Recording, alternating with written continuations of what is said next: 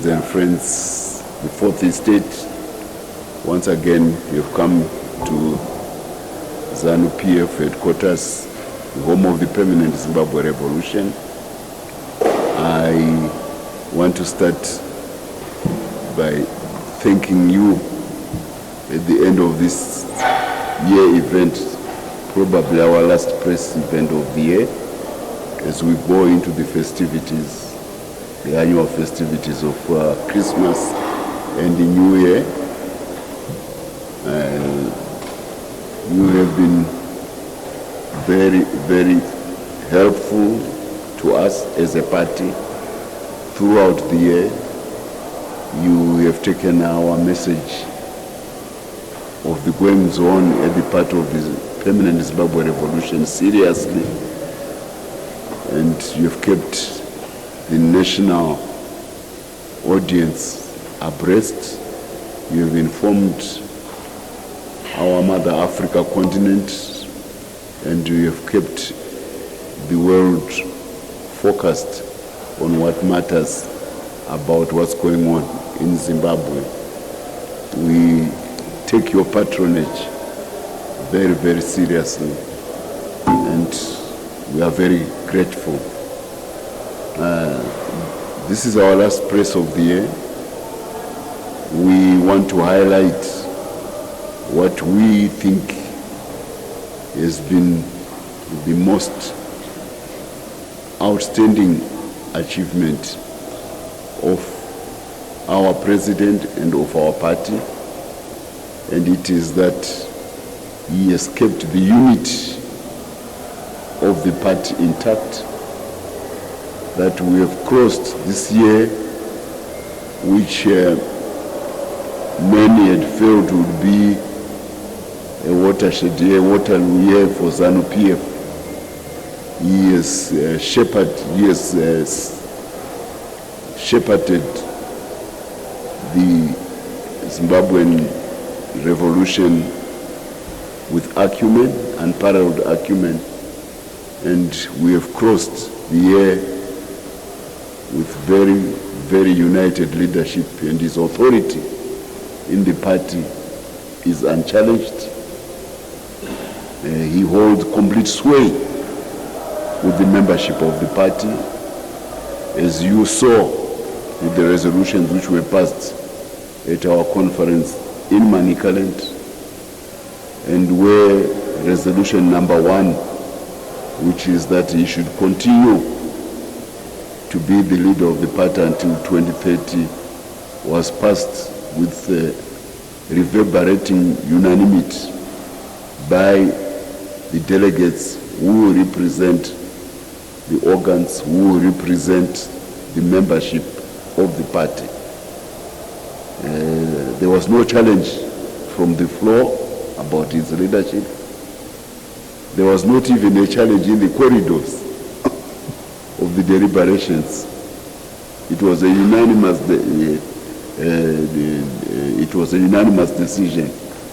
So this is the ultimate acumen of leadership being demonstrated by President E.D. Mnangagwa, the first secretary of ZANU-PF. You will also have followed our final meetings of the party last week. We started off with the Politburo. We then went into the Central Committee, and we ended up with the Consultative Assembly of the party. And in all those meetings, which we invited you, the press, you could see that the authority of the president is there. Everybody is dancing according to the chords of the leadership of the party in this orchestra of harmony, in this symphony of harmony, which is ZANU-PF. So, for those who may have entertained ideas about where ZANU-PF would go, we are living to the billing of a 60-year-old revolutionary party, which has got a compact with the people of Zimbabwe about shaping their destiny so that they can assume their rightful place in global affairs. And President Mnangagwa is fitting the bill in every aspect. Yes, there were some noises which may have come from certain quarters, some effort at trumpeting certain tendencies as being at variance with what President Mnangagwa was doing. We want to assure you that his marriage with the membership of the party is intact. It's very strong. He's enjoying a very, very happy marriage with the membership of the party.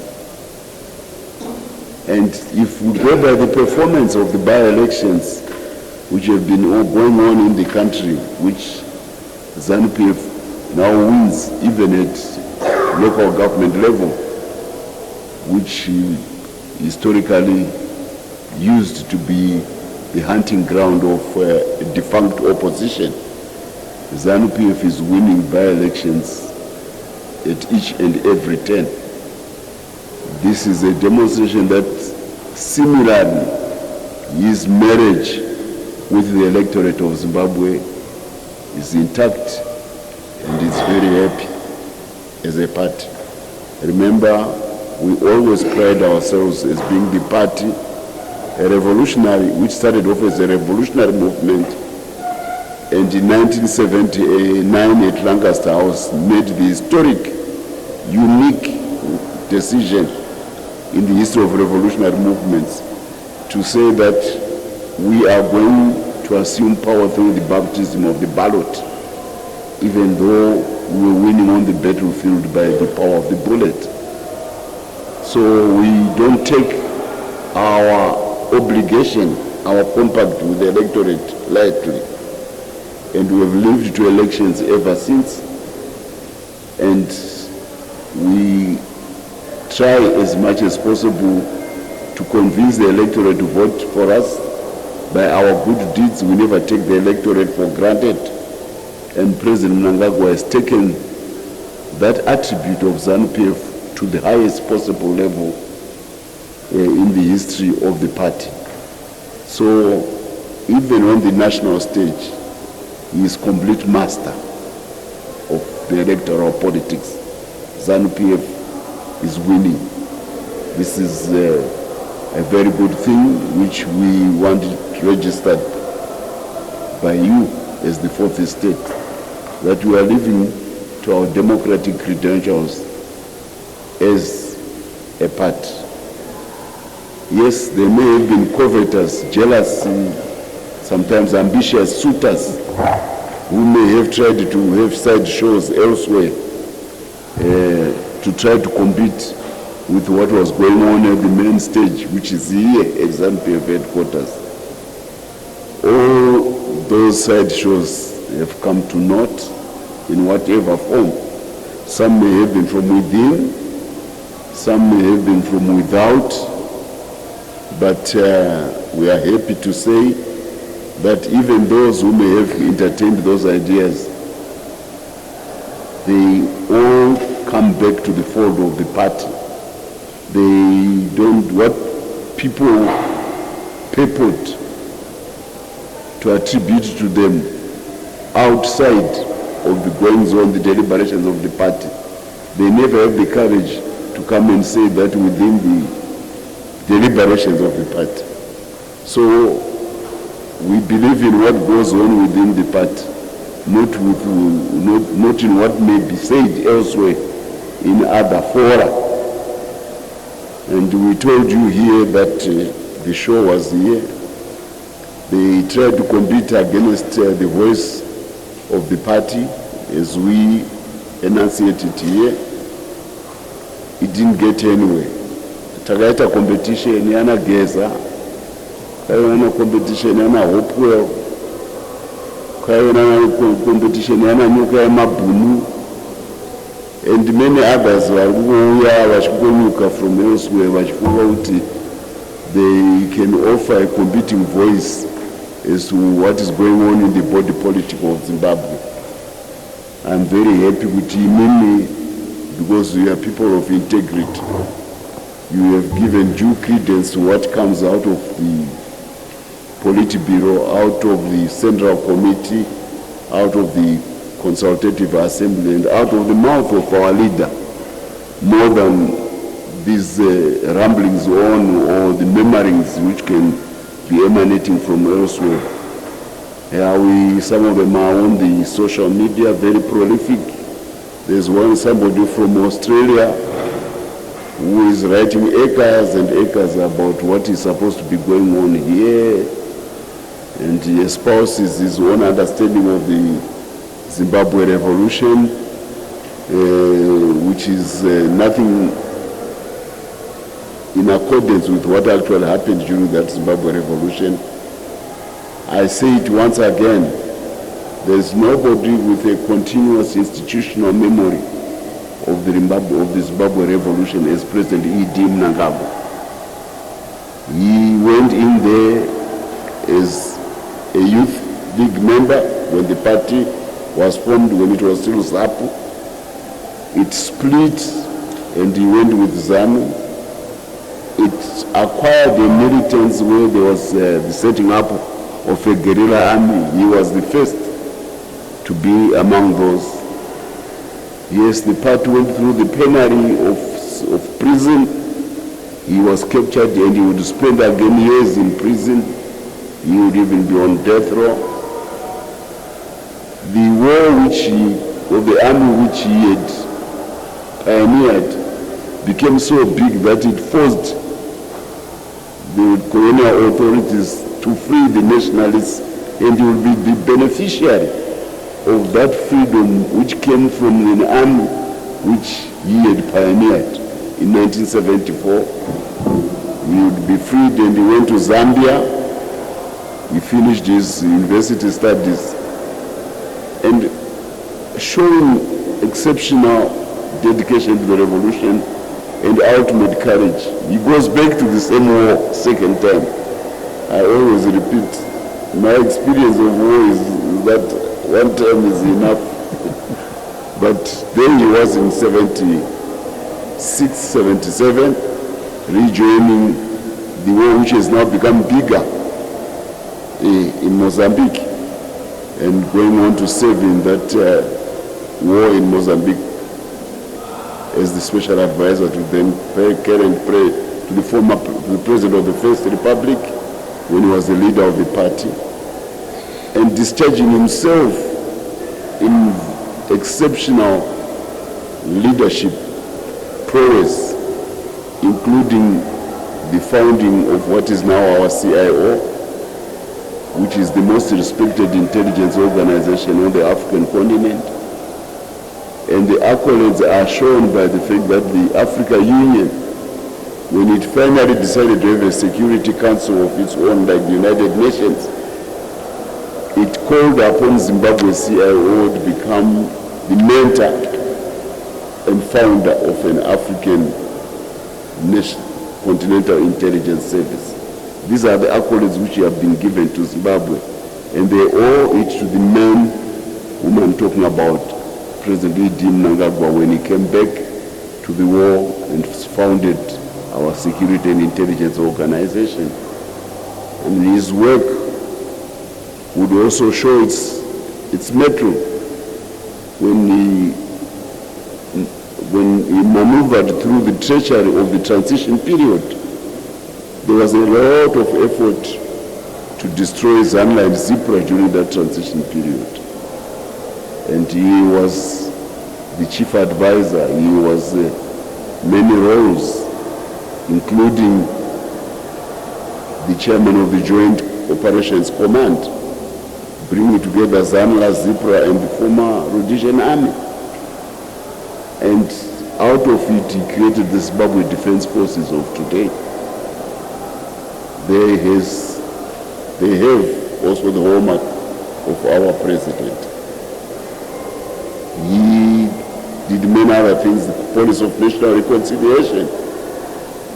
The amalgamation of those armies would be a template which the United Nations would use even in other places like Nicaragua and for conflict resolution. So we wrote new chapters in conflict resolution at the diplomatic stage. President Mnangagwa was involved. We would fought to defeat apartheid as it tried to destabilize us through our neighbor, Mozambique. He was part of the security apparatus. But when it came to peace in Mozambique, he would spend months in Rome negotiating the peace accords, which finally brought Renamo and Frelimo together. It's the same president. ANC, SWAPO, we hosted here. We secured their leadership here when they were in exile. He was in charge of the national security. Yes, we had some mishaps.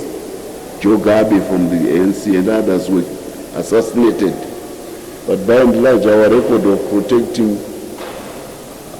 our guests from the ANC and from the SWAPO and from PSC was very good. Again, President Mnangagwa was at the helm of the national security apparatus throughout that period, the formative aspect of that period. He serves in many other roles in the government of the President of the Republic, including the achievement of the Unit Accord, which is the cornerstone of our stability as a country. And we are a few days away from the celebration of the Unit Accord. He was there. I mean, there were many others I'm saying, but I said there's somebody who has got the institutional memory of where we have come as a country and has been lucky to survive, because survival wars is a matter of lottery. There's nothing meritorious about one particular individual surviving the war. That's why we tend to disparage any attempt at self-glorification by others who think that a revolutionary war is the same as a national army fighting for the defense of a country. No. So he survived by dint of luck, but also by many other things which would have made it possible. So he has got this institutional memory about the struggle of Zimbabwe, and he has used it skillfully even now to drive regional diplomacy so that the region is very much united under SADC. And the creativity of Zimbabwean diplomacy never ceases. He initiated the SADC East Africa collaboration on the issue of the DRC. Yeah, we are very happy that imitation is the best form of flattery. The American government has since taken over that initiative, and last week there was the signing ceremony of the peace accord between DRC and Rwanda. But the genesis of the idea came from Zimbabwe, and he reached out to President Ruto, and the Americans saw the virtue of that, and we are very good. We are very happy with the Trump administration that it has taken a new leaf about how African issues should be resolved rather than abating conflict. It is trying to find a way of resolving conflict. Africa can only benefit. But we are happy that the initial seed of that kind of conflict resolution diplomacy once again owes to Zimbabwe. And the man who has been at the helm of these policies over the years, either as an advisor in the First Republic or as a proponent in the Second Republic, is none other than Emerson Dambudzo Mnangagwa. My president, the president of the Republic, the first secretary of ZANU-PF, and the commander-in-chief of the Zimbabwe Defense Forces. This is a remarkable life by any measure. And I'm going to flight a few pictures, and I'm very thankful for the Chinese ambassador who has managed to put together some of these pictures, which shows the visionary aspect of the leadership of ZANU-PF, that One, it has given a consequential geopolitical footprint to the affairs of the sub-region. That's a picture of 1974. On our left is Deng Xiaoping, the man who would, a year or 2 years later, assume the leadership of modern China, become the paramount leader of China, and usher in the modern period of the modernization of China, which has propelled it from being a backward third world economy to the second largest economy in the world today. That's Deng Xiaoping. And who is he hosting? That's our chairman Chitepo. This is a year before he would be assassinated in Zambia. These are the consequential relationships which ZANU-PF has established.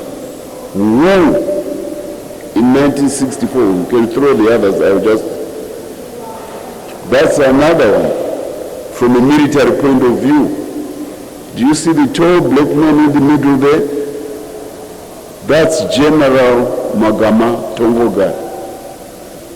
That was before he was made a general by the British for winning against Peter Wars. He was made a general not during the war. We had no generals, I repeat, during the war. That was when he was still a commander, and that is in 1970, I think 74 again, when he was visiting China. Yes, and Chairman Chitepo is also in that picture. Remember, these are the two people who adopt the concept of a people's war and forge a relationship with Frelimo and under Mondrano and Samora Machel to deploy Zanla guerrillas through Mozambique and avoid the treachery of the Zambezi River when you are crossing to infiltrate, which Zanla and Zipro had suffered for too long. And out of that relationship with Frelimo, they implanted a guerrilla army which became the Zanla forces in the northeast of Rhodesia, which later spreads the gospel of the war when it is coupled with the freedom of Mozambique in 1974. It motivates thousands upon thousands of young Zimbabweans to say, Mozambique. You can see those young people. When you go to the tomb of the unknown soldier, think of those young people.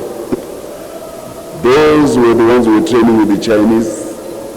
You can see there later on Comrade Tongogara with the president of the First Republic. Again, probably this one is in China, because I don't think it is in Tanzania. So this is the faithful relationship, the consequential relationship which ZANU-PF as a party. There is the other side of the Zipra side, which we are also combining so that you understand the two pillars of our current Zimbabwe Defense Forces. But what we are trying to highlight is the tremendous amount of institutional memory which resides in the mind of our president as he runs the affairs of the Zimbabwean state. This should be very humbling to those who may have ideas of challenging his authority in the party or even at the national stage. This is a man who has been steeled in many aspects of our leadership. And there we have the master himself, President Nyerere of Tanzania. He is the one who takes Comrade Herbert Chitepo along. When Comrade Herbert Chitepo had gone to Tanzania as a lawyer to help President Nyerere deal with a rebellion, a coup d'etat, post-colonial coup d'etat by the erstwhile colonial army. So he needed a lawyer to try the rebels, the coup plotters. And he remembered the Zimbabwean young man whom he had met at a conference in London, at a Pan-Africanist conference in London, was very brilliant. And he had no lawyers because being a former German colony, Tanzania was backward, unlike Kenya. It had no educated people. So he never did met a young man from Zimbabwe called Herbert Chitepo at a Pan-Africanist conference in London. So when he wanted to try the rebels, the coup plotters, he called upon Comrade Chitepo to become his director of public prosecutions in Tanzania, Dar es Salaam. And ZANU-PF at that time was still ZAPU. It then split, and ZANU took the pro-Chinese line. And Nyerere had used his experience with China to reorganize his army. That's why these Tanzanian defense forces could deal even with the recent problems in the elections in Tanzania, because he reoriented the army completely away from coups. All other African armies which were not reoriented, they continued, they gave Africa the bane of coup d'etat. Nkrumah, Obote, Patrice Lumumba, all these African leaders would fall foul of coups, but Tanzania did not, because he reformed the state. And the person who helped do that was none other than Herbert Chitepo. And out of that association between Nyerere and Chitepo came the Chinese aspect.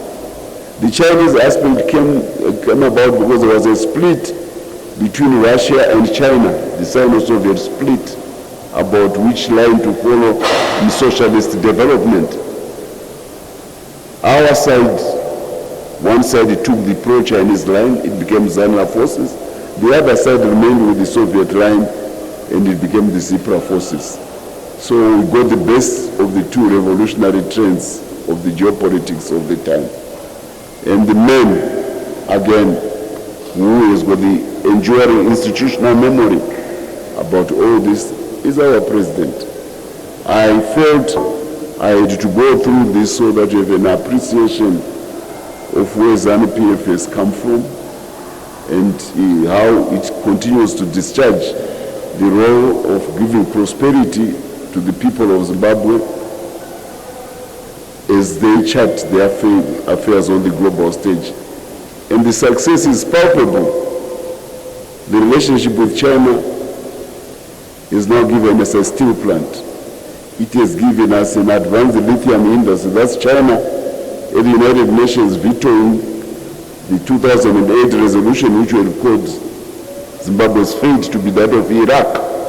This was at the height of American unipolarism. The British and the Americans had just invaded and conquered Iraq, and they thought they would do the same, and they wanted to use United Nations, and China vetoed that. It has never vetoed resolutions of the United Nations Security Council. It exercised it on behalf of Zimbabwe. So this is, I'm emphasizing the relationship because it's a relationship which has given us our military backbone. It has now given us the capacity to withstand sanctions from the West over 2 decades, to the point where the American Congress is now talking of repealing sanctions because they failed. Other African countries would have buckled under sanctions, but Zimbabwe did not. So the relationship with China is very consequential, and the highlight of this year's achievements at the diplomatic front was the invitation of our president to the 80th anniversary of the founding of the People's Republic, the People's Liberation Army, of which he was an original student. When they were trained, he trained under the Army of China. We trained under instructors from Tanzania. He did it with the original. And yes, that relationship is now a 5-star relationship. It matters when a party which is fledgling in 1960s can forge a relationship 6 decades later, which is so important when that country with which you forged a relationship becomes the second largest economy in the world and very soon become the #1 economy of the world. There are a lot of things which are happening at the geopolitical level. You know that the dollar is now, the petrodollar is virtually dead. The petrodollar has been the currency upon which America has been ruling the world. If you wanted to buy petrol, you had to use US dollars, you had to buy US dollars. That has changed now. Saudi Arabia, which is the biggest supplier of petrol, of oil, now uses yuan in dealing with China. India and Russia use the rupee. We are getting into a multi-currency world where the absolute mastery of the world by America is giving in to a multipolar world.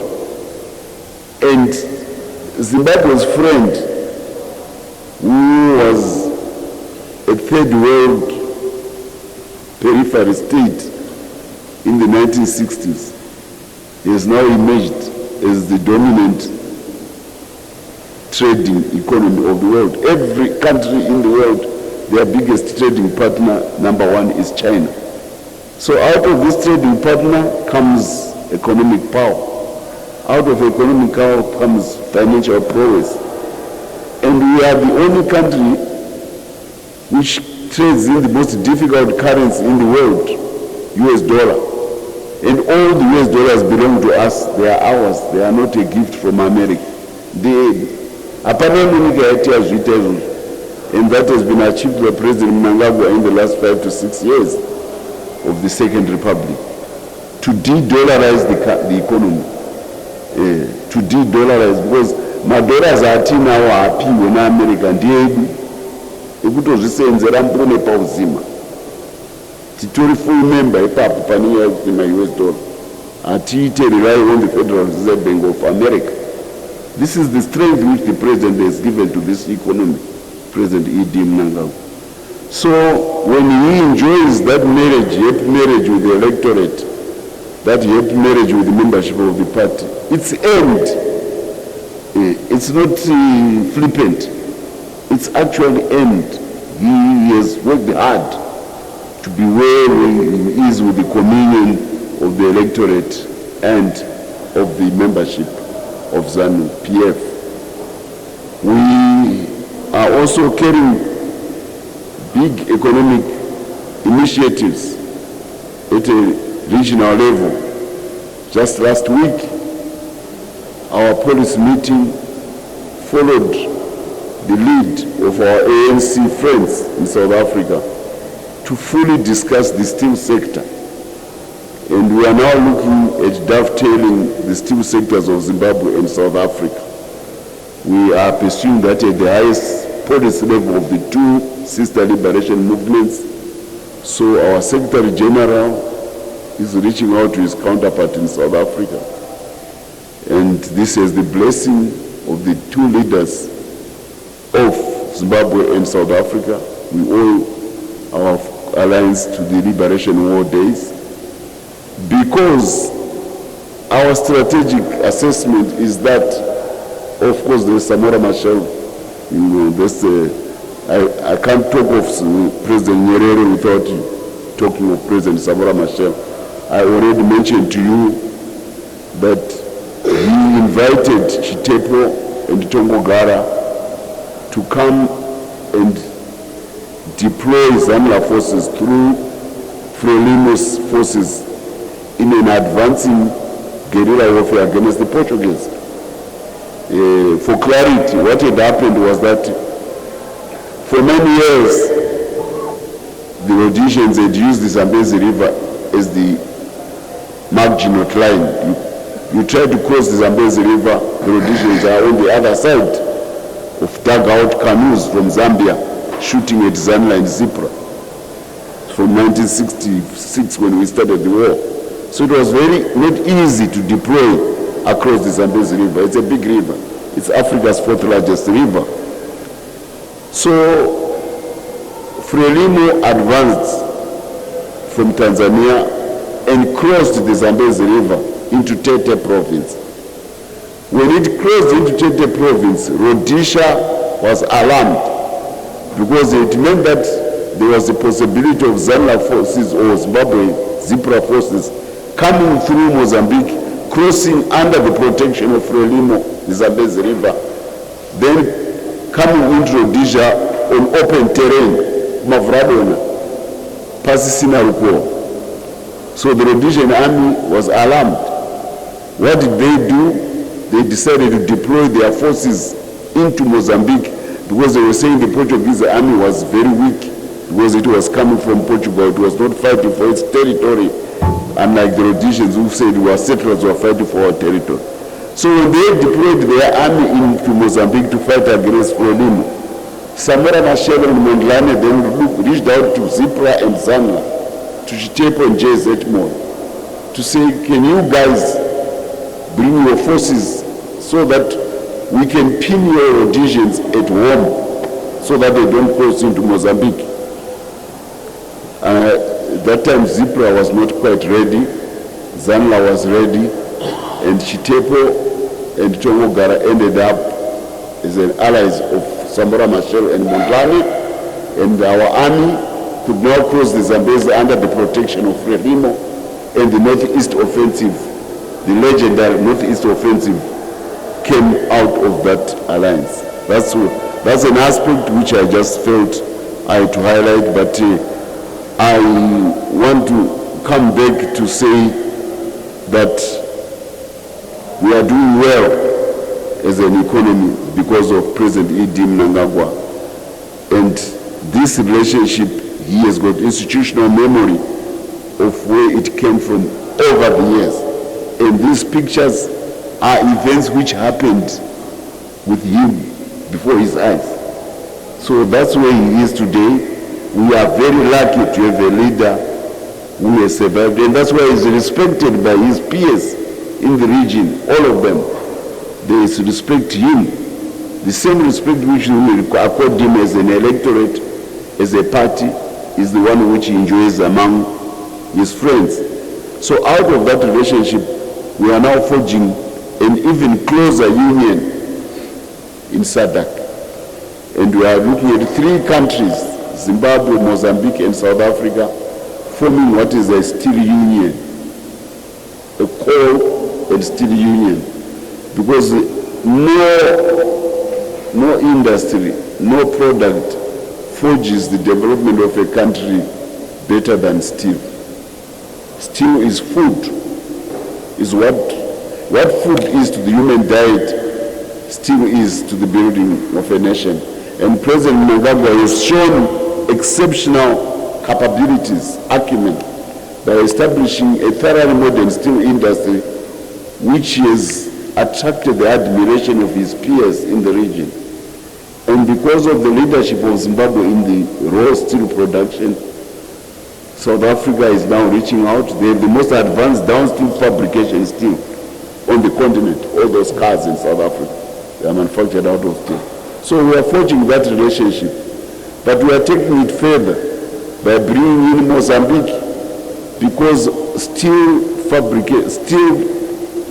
production and fabrication requires energy, and no country in the sub-region is as endowed as Mozambique with energy. The river Zambezi is very powerful in Mozambique, and there are 4 falls, cataracts in Mozambique: Borabasa, Pandankua, Barajem, and I think another one, where we want to harness the same river many times, the same water, to generate hydroelectricity. But also Mozambique has got the 3rd largest resource of gas in the world after Russia and Qatar. And the Americans are investing nearly $5 billion into Mozambique for their gas infrastructure. So we should be able to piggyback on that investment, which is destined for China, for India, for Turkey, for Europe. We will now have a chance to piggyback on the infrastructure and carbon and build power stations, and then generate electricity for the industrialization of our region. And we are very lucky, because between Zimbabwe and South Africa, all the minerals which produce steel, we are dominant on the global stage. 85% of the ferrochrome, which is the main alloy for carbon steel for construction, is shared between Zimbabwe and South Africa. The Bushveld Complex geological formation in South Africa and the Great Dyke geological formation in Zimbabwe. The two of them, they contain 85% of the ferrochrome which is needed for making steel, carbon steel for construction. The one which does bridges, cars, railway lines, pylons of electricity. So that requires electricity, and Mozambique brings in an energy bank into the relationship. The vision of our president, the vision of President Ramaphosa, the vision of President Chapo is that when we join forces, there should be no region which produces steel cheaper than Southern Africa. We should determine the price of steel on the global market. I am saying this out in tandem with what I was telling you about vision, about ZANU in the past. I'm now giving you about the vision of ZANU, PF, and the liberation movement about where we are going. What am I saying? I am highlighting that the sacrifices of the generations, the Samora Machel and the Soweto 76 generation, are not in vain, because the possibilities which we are now realizing as a united force in the region are such that they will fulfill the dreams of sacrifice, because sacrifice was only for the prospect of prosperity. And that's our shared vision. And our president is snug in the center of that vision about where we want to go as a sub-region, about where Southern Africa want to be in global affairs. And we are also very lucky that as we move to electrical vehicle mobility, our two neighbors, Zambia and Congo, they contain most of the cobalt and the copper, which is accounting for the electric battery industry of the world.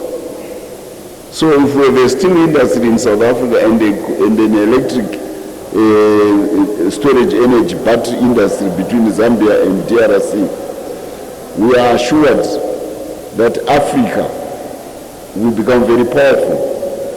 And that what happened in the 19th century when Europe came and decolonized us and made us slaves and colonies, we know that they repeated, because Africa will be so strong. This is the vision which President Mnangagwa carries from the time when he was a young man to up to where he is today in his 80s. Very strong, very energetic, very alert as he discharges the affairs of Zimbabwe. We've had a good success with the stability of the currency. Now it is strengthening. There's no small feat. We have had good success with the steel industry. We have had good success with our agricultural industry. We are now looking at exporting wheat. Remember, 4 years ago, we would have been scrounging around looking for grain from Ukraine, from Russia, to support us through. Now, no matter how much bread we eat, it's homegrown wheat we are using, to the point where our granaries are full. We are now thinking of exporting to our friends, to our neighbors. We are now copying the idea of how Zimbabwe is turning the African savannas into a food basket. Our president has done something which has never been done by the African savannas before. In colonial times, African savannas were used to produce fancy crops. That's tobacco, cocoa, sisal, those crops, cotton. Whilst the continent starved, we produce those crops for the world, for the industries of the West, whilst the continent starved. Zimbabwe has turned, has flipped the coin around. African savannas are now used to produce food so that the country doesn't starve. So we are now a template by the World Food Program, by the Food and Agricultural Organization.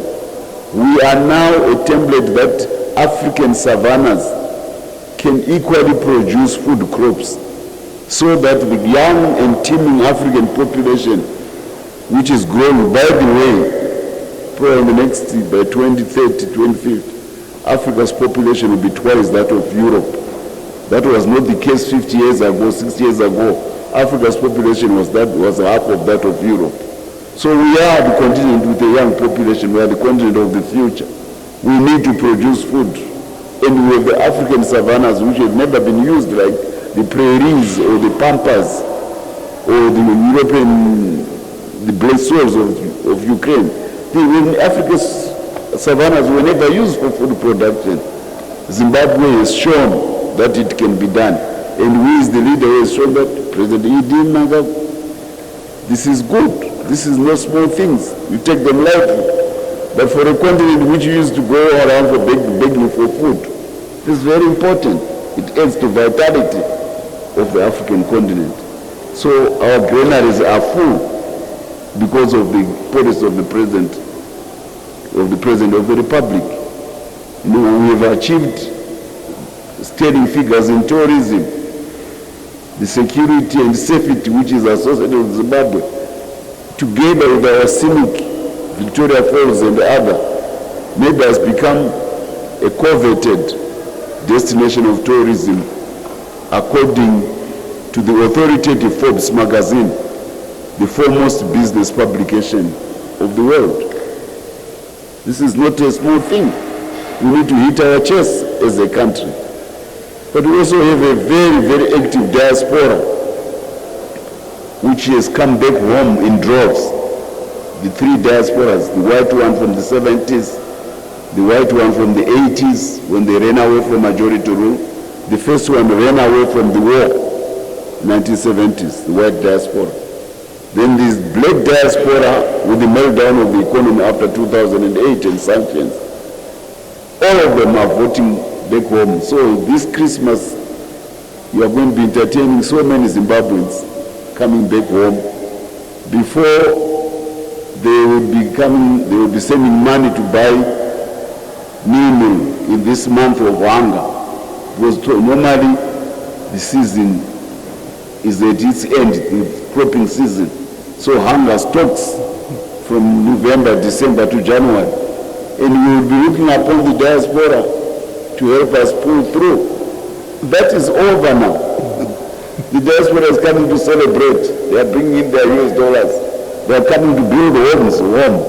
They are very proud about what is going on at home.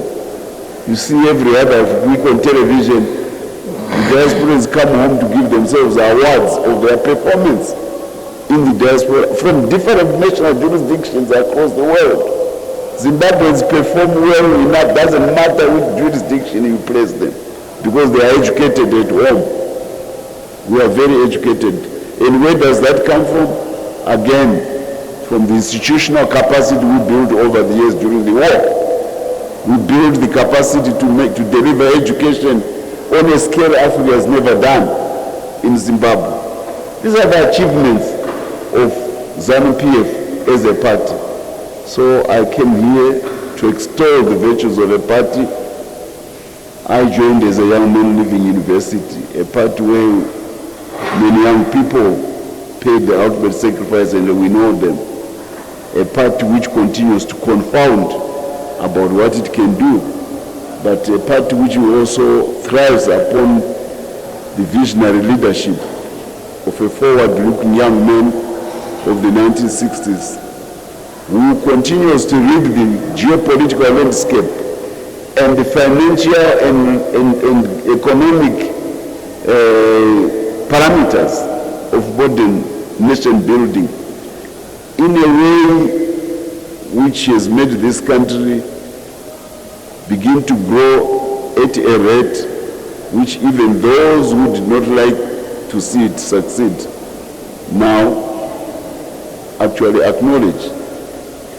You know, when you begin to be praised by the IMF and the World Bank, it simply adds to the adage that nothing succeeds like success.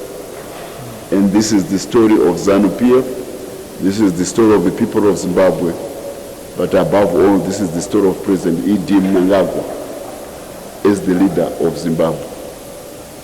I felt there was not much news because we have been succeeding to confound all your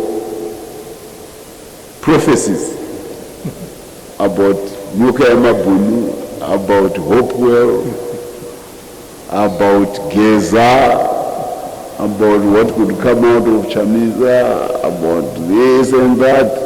All those things have come to naught. So since they are not newsworthy anymore, we just felt we would go through the paces of the successes which have made them become unnewsworthy. This is the story of ZANU-PF, the story of President E.D. Mnangagwa, and the story of the people of Zimbabwe. I thank you. I'm ready to answer any questions. If there are any questions, could we please have your... It is the end of the year.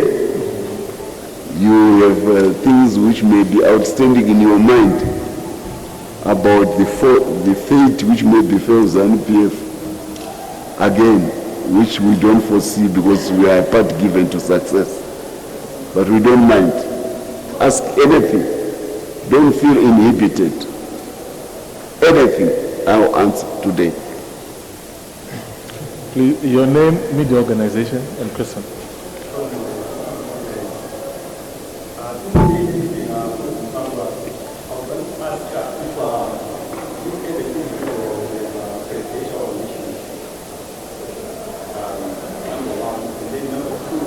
I didn't quite, can you come again? Yeah, it's such an important question because they also need to hear it. Otherwise they will say I'm creating questions and answering them myself. Can you speak loudly so that it's your question and I'm answering?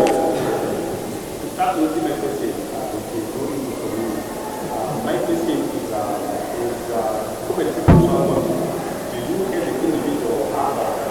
Can you give it?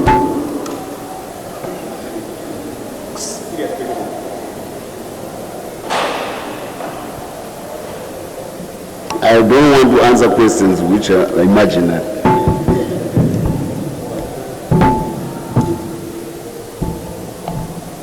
What I'm going to show you, again, my question to the colleagues, do you get the individual have a mission to get what the party the country? Number one. Then number two, are you aware of in the party to actually openly express those missions? Thank you. First one you said myself. Oh, okay. Okay. Continue. You can speak into this one, then we use this one for questioning. Yes. You can speak into this one. Okay. You see, I am here addressing you, all of you, as the spokesperson of ZANU-PF. I am here addressing you as the spokesperson of President E.D. Mnangagwa, the first secretary of ZANU-PF. I have no role here to address you as the spokesperson of Christopher Mutsvangwa. So, if you have got questions about what Christopher Mutsvangwa may think about leadership, I am sure that I will try to find a spokesperson from Christopher Mutsvangwa who will then speak on my behalf about that issue. But when I am here now, I have no role other than to speak as the spokesperson of ZANU-PF and the spokesperson of President E.D. Mnangagwa. So don't put me into play. I am not into play because that's not my role here right now. Does that answer you?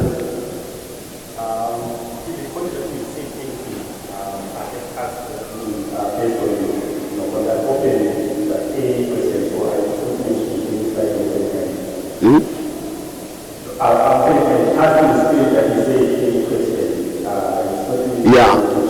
but that's why I've answered to say I'm answering questions as the spokesperson of ZANU-PF. I'm not answering because otherwise I have no role here if I cease to be spokesperson of ZANU-PF. Yes, I can't answer for Mutsvangwa because he's not at play on this particular type.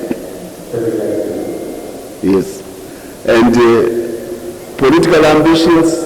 You can all, everybody who comes into politics naturally aspires to be a leader, to rise. That's why we have elections. It is ZANU-PF at every level. The contest for leadership through elections in ZANU-PF is an expression that everybody can have the idea of becoming a president. Because the ultimate price of political ambition is to be the apex leader at the top. So it's natural that in ZANU-PF people should aspire to become leaders. It's natural. Otherwise they should not be there. And if they want, they can express it within the party. But then the party has got resolutions where those ideas are willed out. And if your idea loses, if you are still a member, you comply with the wishes of the majority. You understand? Because you want to lead by a democratic process. That's what ZANU-PF stands for, the ballot. Credentials are according to. There are no other attributes other than being voted in ZANU-PF.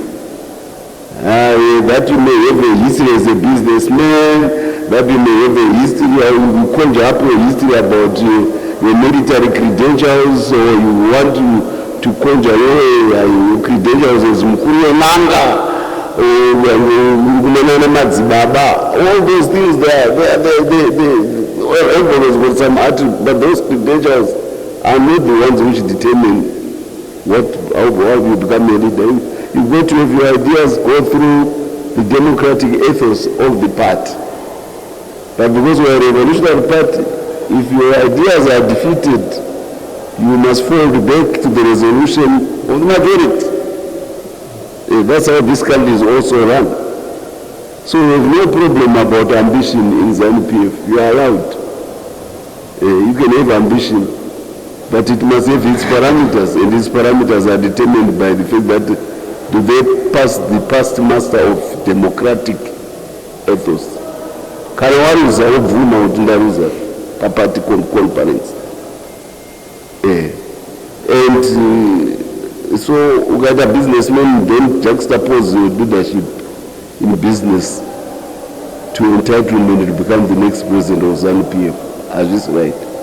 Ukanamata uri madzibaba usati munamato wako mugombo wobva wati ndiwe wausikundiita kuti ndiite mukuru weZANU-PF. Aye. Because that's not the criteria upon which ZANU-PF is run.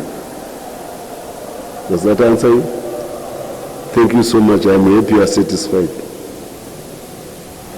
Do you have anyone else with a question? Yes? You're up there.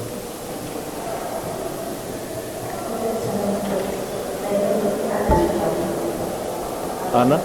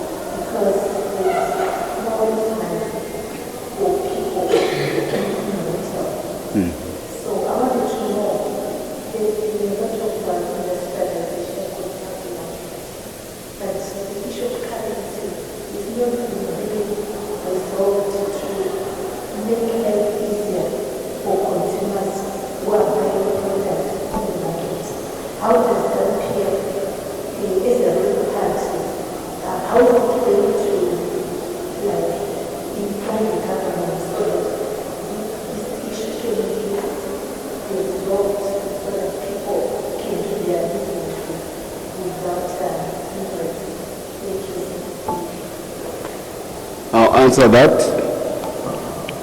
You see, the issue of currency has been decided by the productivity of the Zimbabwe people. They have worked hard in the last 5 to 6 years to earn US dollars in such abundance that they've banalized the American currency. Everybody here has got US dollars in his pocket. I remind you, they are not given by the American government to you. Because even at home, America does not give its own citizens US dollars for free. I lived in New York for 6 years.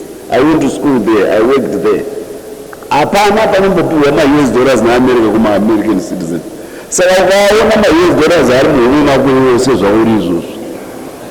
Watoasenzera, because there is nothing in you which could entitle you to have more than them for free, which when America cannot even give its citizens for free. So feel good.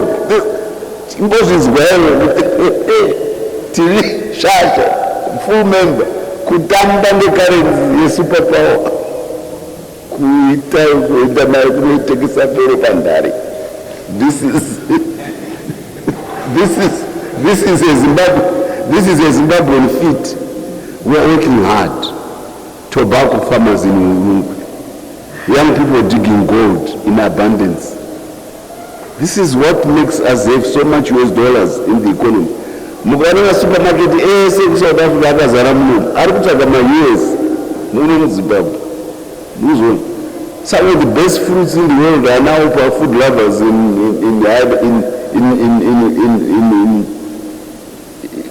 Glendale.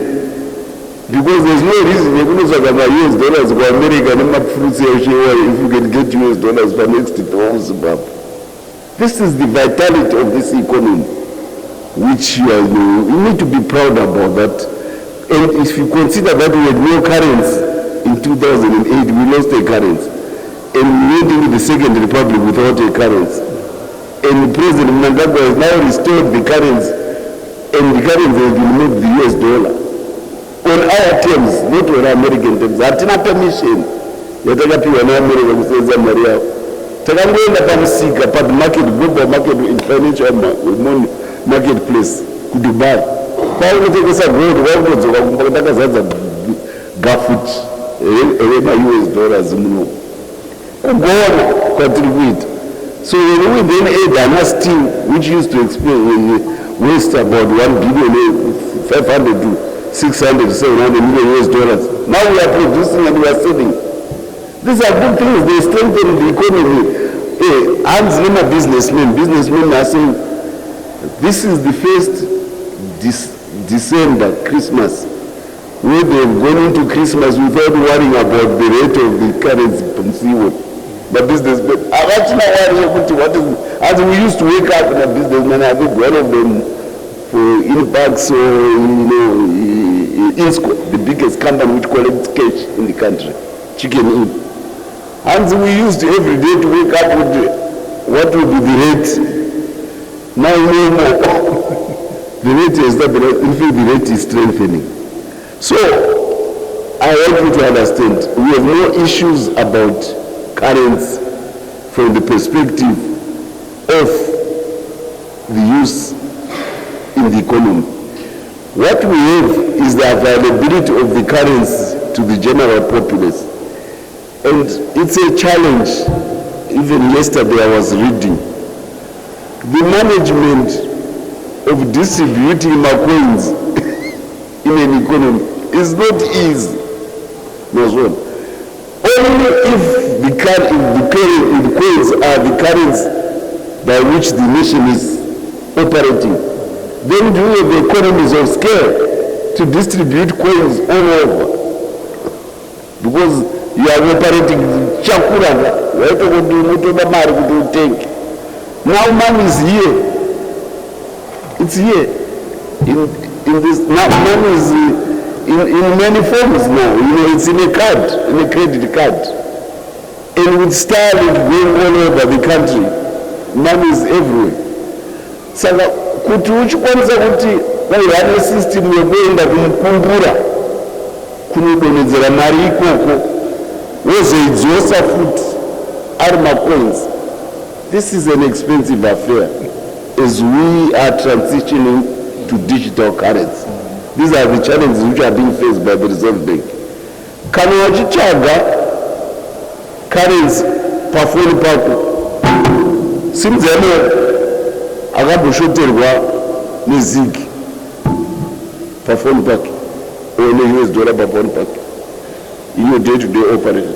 Ndiani ngantaura kuti ndinawo mari yangu mazigi kana ma US dollar ari pawasa achisipo ndokutadza kuti transact ashaika because the currency is this. So in that format of digital currency there is no shortage because it's easy to transport an electron as a piece of data.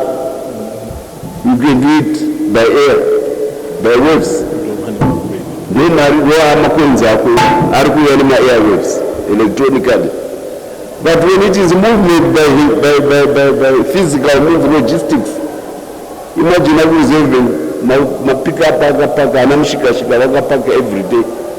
Varuda kutakura mari kuenda nayo kutetenga kana ku plum tree edge. Mazona, these are the challenges which we are doing. We are in a transition. So the best way is to include digital connectivity so that wherever you are, you have access to your money through the digital format. This is how money now has become. Money has taken the form of a digital currency. This is the trend. So my challenges are that I repeat, if your money is in this form, you have no shortage of US dollars or zigs. But yatanga kuti ushida hivi so. Kudakutakura saka ngidingeri macoins ye. Waotoda kutotsvaga kumbeisa mbhazi. Yomboenda kuenda ikoko because varika kuisa mbhazi. Waotosimudza a security company. Faucets kubva pabhanki nayo kuenda kuti gozonochinjwa yayo ukoko kudai. You see, we are in a transforming world of artificial intelligence, of digital economy, of many other things. So these are some of the challenges which you face as your infrastructure strives to match up to new forms of currency expression. What is the answer? The answer is to spread digital literacy and digital connectivity all over the country. And when the president made a decision himself last year, Kuti Starlink, I will authorize it as the president. He was addressing that. Because now the message does not have to come through a base station which needs to be built. It comes through a satellite, much like rain or sunlight comes. We have information from my phone. As this number says, we do report. So if we can have more, and I'm told now, in fact, I'm not told, Huawei and Starlink now, they've got phones which can link directly to the satellite. We're getting there very soon. So your issue is solved, you understand?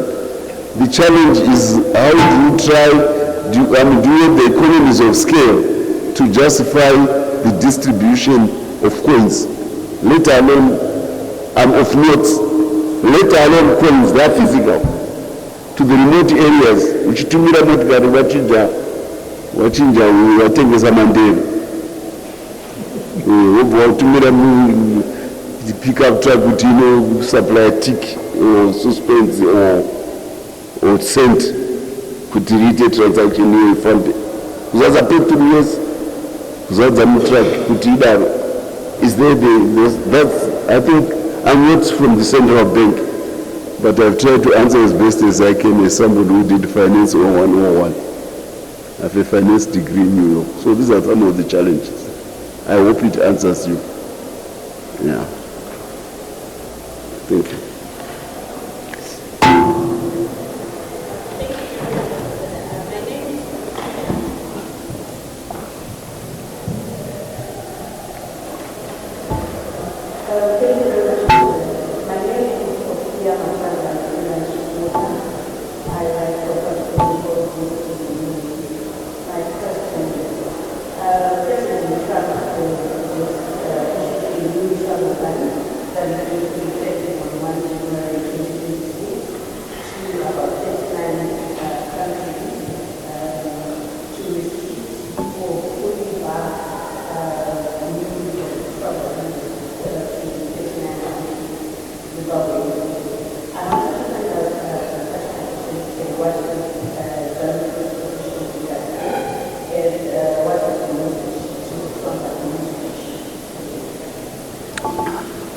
Look, Americans elect their government, and out of the election of their government, it governs them according to their sovereign wish as Americans. What they decide to do about entry or exit into their own country is their business. It's their business. What we would hope is that a modern economy like America is tolerant of the globalizing nature of the passage of human civilization.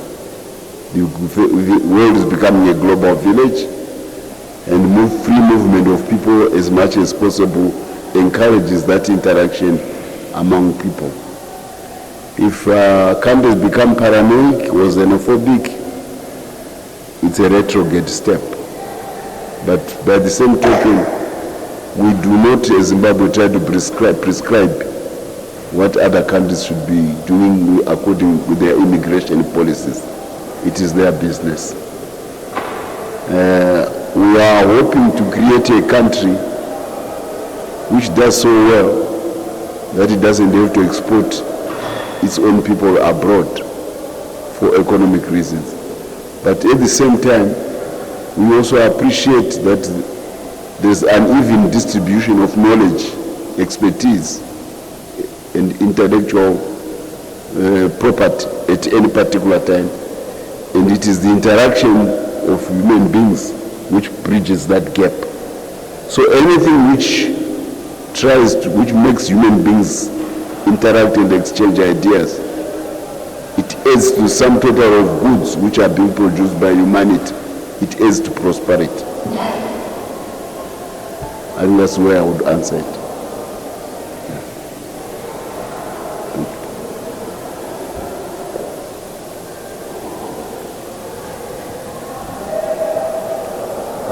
Good afternoon, Ambassador Mutsvangwa. My name is Samuel Kawuka, and CBA. And my best CBA. Ambassador spoke of jealous and ambitious voters within and outside the party. It goes from within the party, and then they tell you that God says that it's very difficult to do the parties, the United Party. Yes, they've been dealt with.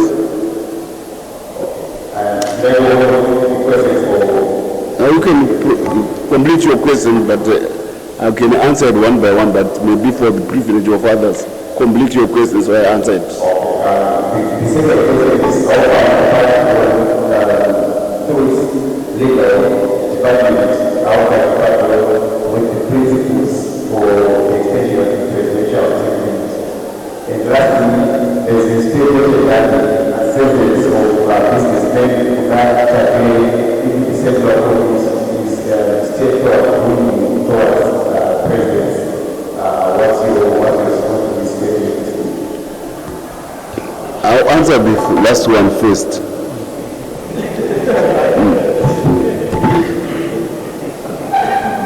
Ascendance into the Central Committee of ZANU-PF is simply because you've been voted to be a member of that Central Committee.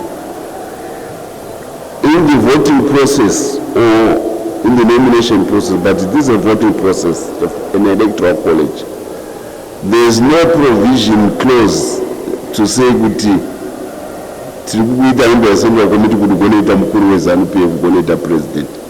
Azvipoba.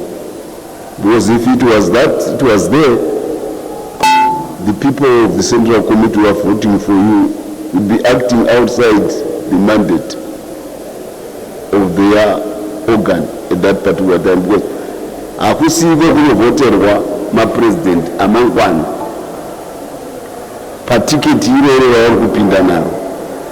If it's part of the general aspiration of membership which may be shared by all the other Central Committee members, including those who are voting for you, who are voting there, it's fine.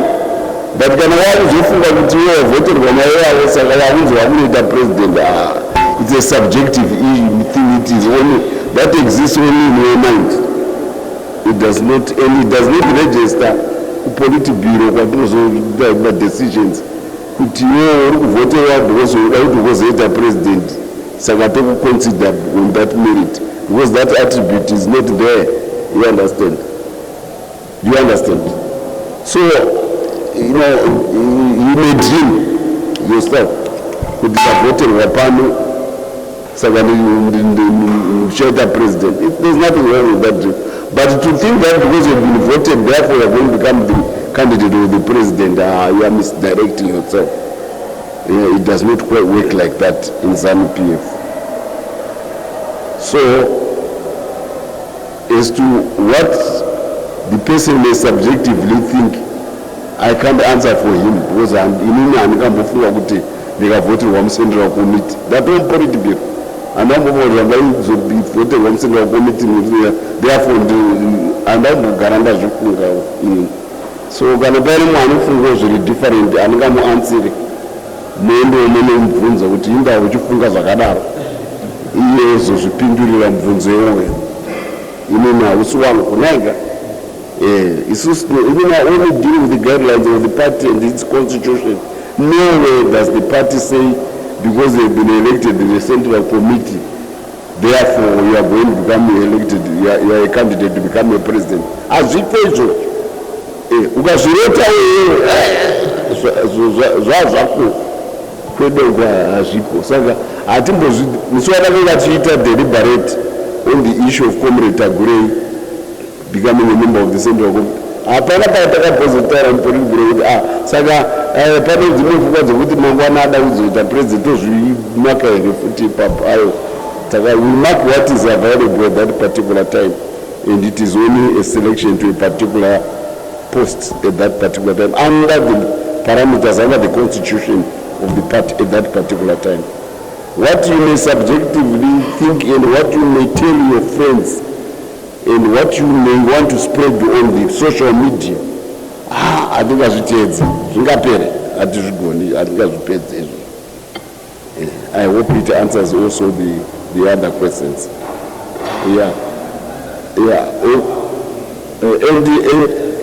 And I repeat, there is nothing wrong with ambition. That's what makes people. But there will be something wrong with jealous, but it's a human attribute.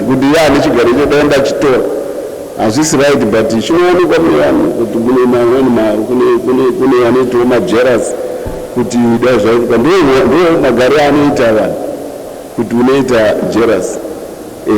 But if you then manage your jealous so that it doesn't infringe upon the board politic and its constitution, that's okay. Ukazoto manage ambition yako nejealousy necovetousness yechigaro ine way yakuti pamwe vanhu vakufunga kuti uda kupisa kupfuura ari kupisa aripo, then zvozotinetsa kuti because hazvisiri mugame. Isi kweda anopisa bezeti any particular time ndiani? President ndiye anenge achipisa panguva iyoyo. Saka mapisiro anoitwa kune zvimwe zvoto tinei nawo maningi. Varidzi vari kupisa kwazviri kupisa ikoko ngavapedzerane ikoko, kwedu kumusangano tinei nazvo. Ndosaka Congress makaiona yakabuda kupi conference kumanikaret omboteedzera zvokutaurwa neconference ndozvataurwa nevazhinji panguva iyoyo. I think it answers. Another question? Okay, thank you. Look, I haven't looked at the Gazette. now that we've posed the question, I'll probably direct the question to the Minister of Finance, but if there's such, probably there may have been an oversight. These things need to be looked at because the President's policies are Zimbabwe is open for business. So anything which, of course, if by examination and if the foreigners are affected or if investment is affected and it is brought to the attention of the President, I'm sure he will direct his cabinet to look at that closely.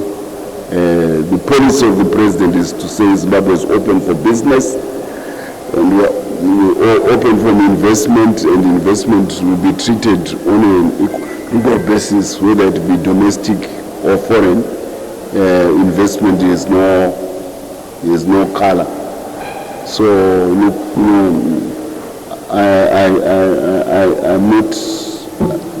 I don't know where the Gazette was drafted. I haven't seen it, but I'm happy that you have alerted us to that aspect, and I will definitely forward it to the Minister of Finance, who has proved to be a very competent member of the Dream Team Economic Management, Dear President.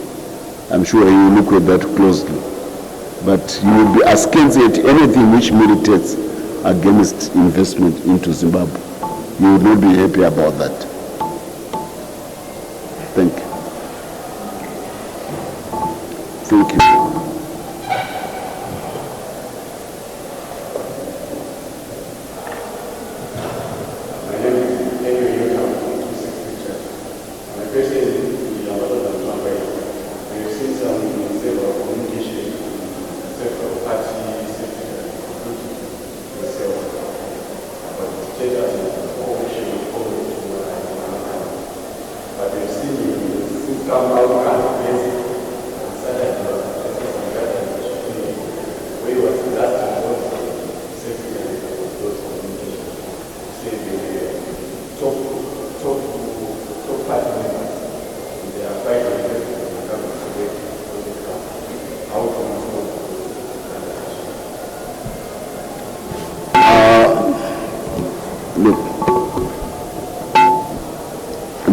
Issuance of statements by the party,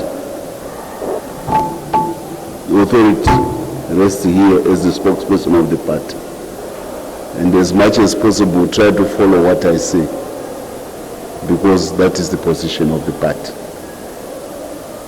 People, it's in politics, people may get excited, they may issue certain statements, but once I consult, I try to make sure that you get the most authoritative viewpoint of the party.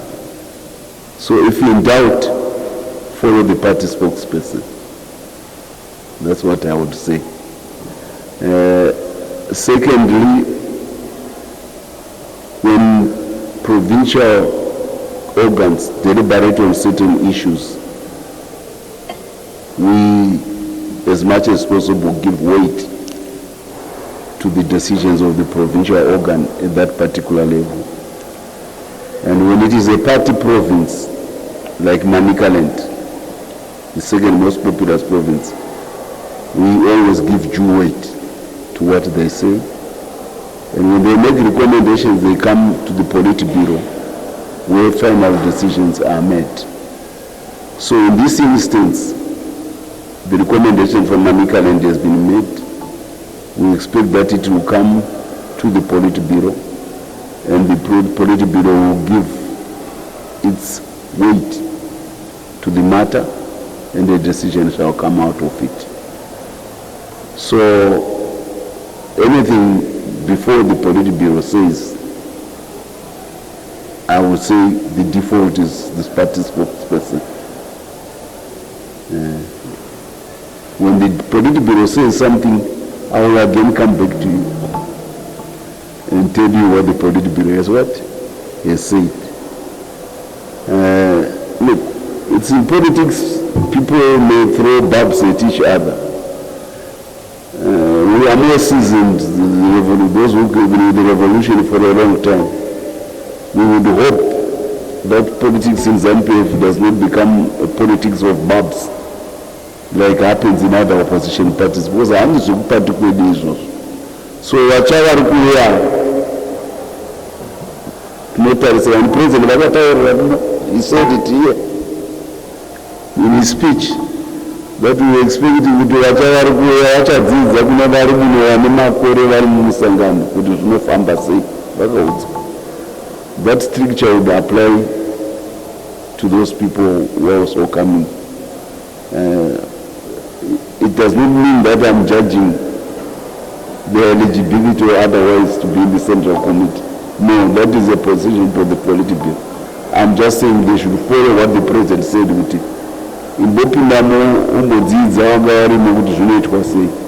Because vakungotukana muZANU-PF. Kana ucharanja mukuru, you see the right at. It's not the ZANU-PF way of doing things. Did I answer? Thank you. Any other question? Okay, thank you. You can come again.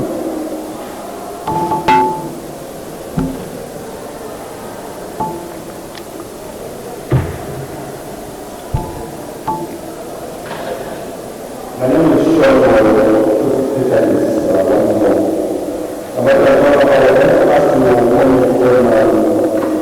the conduct of Chinese investors who are in Zimbabwe. We've seen a lot of Chinese employers associated with workers, and also about difficulties in paying workers. Number one. Then number two, it would seem also some of those investors, when they call it the utilities, they are not as second stage, or they are usually fairly in their quality of utilities. Would you want to comment? I want to say that when people invest or in entities invest, they invest under Zimbabwean company law. So I would expect that the people we are referring to, they are companies. If they are companies, then they are corporate citizens of Zimbabwe as companies. Like any other. There is no selective corporate law or company law in Zimbabwe for Chinese, or for Indians, or for Bushmen. The corporate law, company law, is the same for everybody. So if there is an infringement by those companies, they should be taken to the appropriate courts to be tried under the relevant tenets of that company or company law. What I'm saying is ZANU-PF will never compartmentalize investment by racial origin. We are a non-racist revolutionary party. Hatizvizivi izvi. So kunonzi ma-Chinese companies, kunonzi kune ma-India companies, ma-European companies, chichichi. Hazvino ma-ideology yedu separate. So we would naturally try to distance ourselves from people who want to invoke racial overtones about corporate conduct. Hatizvidi separate. Hatizvidi ndozvatakarwisa as a revolutionary party. So I don't subscribe to your idea that kune makambani ema-China. ZANU-PF haidaro. ZANU-PF inogoti kune ma-investors. If they are doing certain things, take them to the courts under the company law. Because tikada kuita mbiri nekuti tinocompatimentalize investment nerudzi rwevanhu, tatorasika. Hatidaro for ZANU-PF. Ma-complaints amuri kutaura anofanira kuendeswa kuma-courts nevanhu vacho vaita sei. vavhiringidzwa, kana ari muindia, kana ari musomali, kana ari muindonesian atadza, voendeswa koti vonotongwa nemhosva yake yaita, kwete semusomali but as a corporate citizen of Zimbabwe who has infringed the law. So we only work on the corporate citizens of Zimbabwe and the law under company law. Makuda kutipa iyi haisi yebiba kuZANU-PF yekutsvaga marudzi, hatizvidiba kupati kwedu. Kune vane jealous rikukundwa nemainvestors matsva ari kuunzwa napresident. Tinovabvunza kuti neunyanzvi hwenyu hwemainvestors hamufunga kuti ndoshasha. Madiwe kundovakira ma-steel plants, notovakira ma-lithium plants, notovakira ma-power stations. Nema-investors henyu hamufunga kuti habviriwa. Toona performance yavo, tokombera vanhu vacho vari kutadza under company law, kuti those companies decide dzimwe dzinohunda dzimwe dzichiluza. That's how business is done. So ana mabhuu vakuda kutsvaga kuti titsvage rureire nemamarudzi, hatizvidziniri bakuZANU-PF, hatizvidi zvekutsvaga marudzi. So zvinenge ndozvandaona mukweseni yenyu, munenge muri kutsvaga marudzi. Saka vanhu muri kutsvaga marudzi asista vatatopokanwa neni, hatizvidi.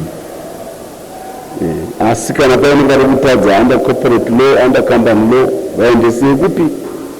Kumakotsi vanotongwa. We must make our law, company law operate, and we must make our citizens seem to be making the company law operate. Because we can do it. And I want to end that. Hakuna kwakazimbotumirwa army nemaChina muAfrica kuuya kuzoita enforce mitemo yavo muAfrica. The last time it was done by the British and the French and the Portuguese. Vakatumira mamwe army dzavo, ndosaka takazopedzera taakutongwa. I have not seen an army in Africa sent by the people's government of the Republic of China kuenda kuAfrica kuti enda enforce kuti enda une Zimbabwe gaite zvatinoda isu seChina. Havasakambozviita. So if the police and the state apparatus in Zimbabwe and the laws operating as Zimbabwe, if the judiciary operating in Zimbabwe, then why do you want to bring the ratio over to limit? China never sent an imperial army to go and put its strictures upon Africans. Hakuna Africa at answer. There is no Chinese imperial army. So you see, this is called the yellow peril. I grew up in Rhodesia. They used to say in China because I don't support the ZANU forces after the Soviet Union. This is communist period, this is yellow period. We are above that as a revolutionary party. We don't subscribe to parochial reactionary ideologies. No, we don't. I hope that answers you.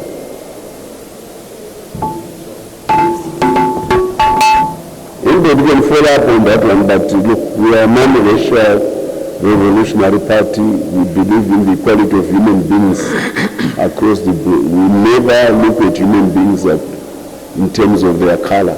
We are all the same. That's the premise upon which we will got support.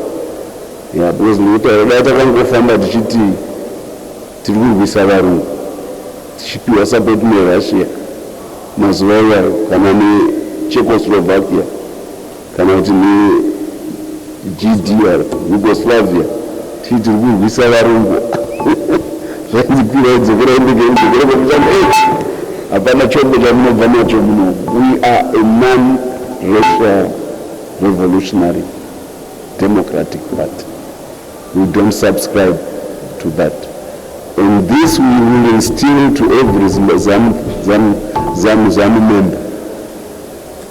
And the jealousies of other nations who are losing in the competition for investment in Zimbabwe, we don't entertain them. Kana vachigona, gaise mari yaka ground. Put your capital on the ground. Muradza kuti hatifiri. Because who is the people of Zimbabwe when competitive capital comes to take advantage of the resources, the creativity, and the discipline of the people of Zimbabwe at work. That's what matters to us. Not Zanavu to calculate.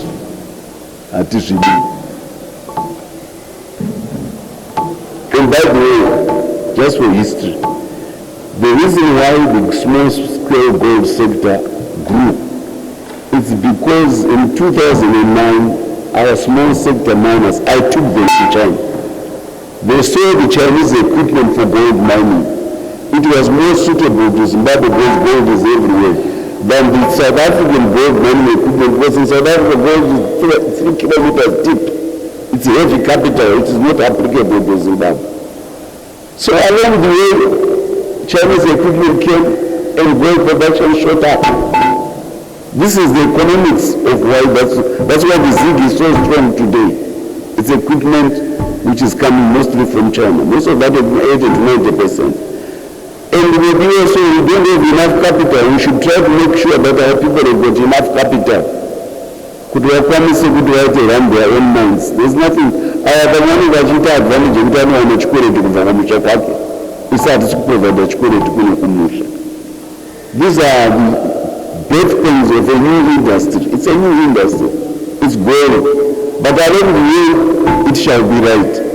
Because if it can deliver 40 tons of gold this year, which by the way I should have mentioned, we are doing 50 tons of gold.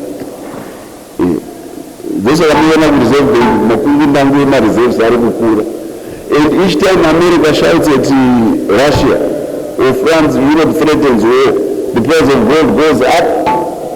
One share is happy because the price of gold means the city goes up with more reserves. So we dig more gold. We should not overlook the fact that for this economy to be growing, we have to look for another source of capital beyond what we used to do in the West.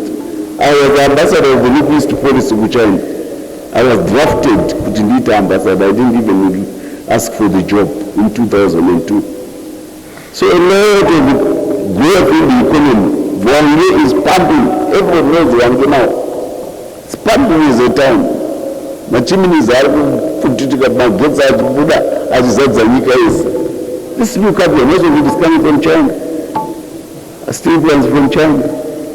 So, we just went in China, we go Ariel, in China, we have steel plant, Ariel, we have distinguished over the other two, Israel and I.